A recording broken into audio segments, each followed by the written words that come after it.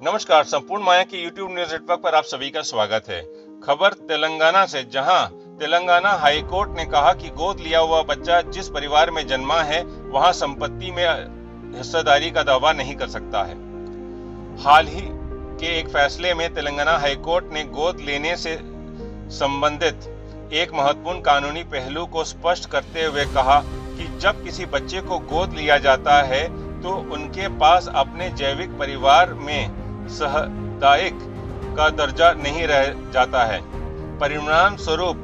वे उस परिवार के भीतर पैतृक संपत्ति पर दावा करने का कोई अधिकार खो देते हैं। अदालत का फैसला खम्मम जिले के अनुमोलू नागेश्वर राव द्वारा दायर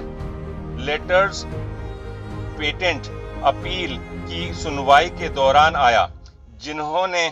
गोद लेने पर किसी व्यक्ति की पैतृक संपत्ति के अधिकार को जब्त करने के लिए तर्क दिया था। न्यायमूर्ति पी नवीन राव, न्यायमूर्ति बी विजयसेन रेड्डी और न्यायमूर्ति नागेश हिमापाका की पूर्ण पीठ हिंदू कानून के सिद्धांतों पर के हिंदू कानून और मुल्ला जैसे आधिकारिक ग्रंथों में व्यक्त राव के साथ साथ किए गए निर्णयों के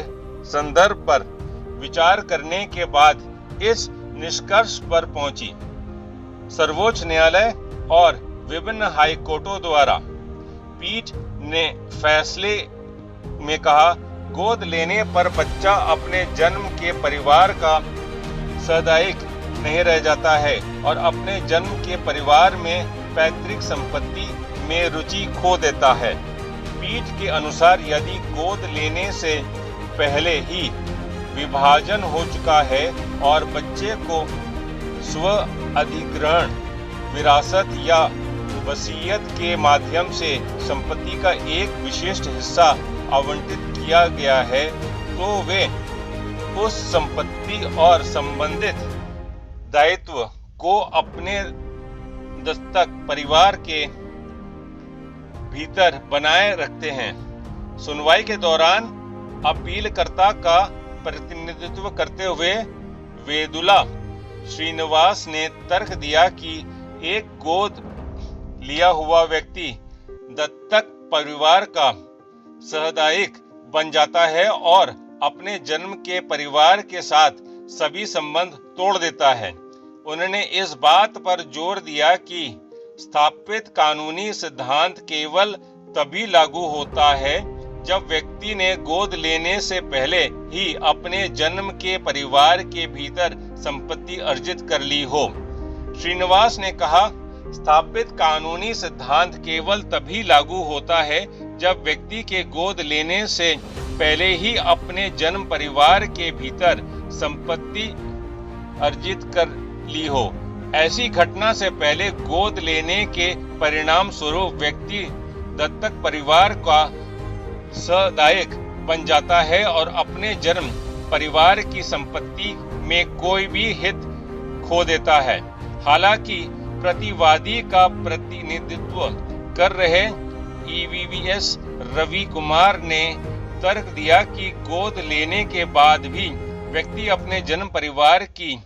पैतृक संपत्ति में हिस्सेदारी का अधिकार बरकरार रखता है, जैसा कि हिंदू उत्तराधिकार अधिनियम की धारा 6 के प्रावधानों के साथ पढ़ा जाता है।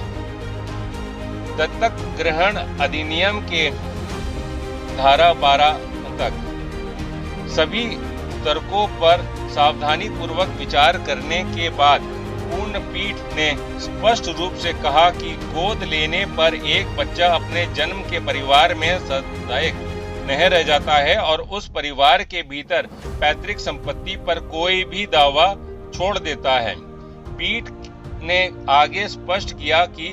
गोद लिया गया व्यक्ति विशिष्ट परिस्थितियों में अपने जन्म के परिवार की संपत्ति पर अधिकार बनाए रखेगा, जैसा कि यदि विभाजन पहले ही हो चुका हो या यदि संपत्ति स्वयं अर्जन, विरासत, वसीयत के माध्यम से प्राप्त की गई हो या एकमात्र जीवित व्यक्ति के रूप में प्राप्त की गई हो।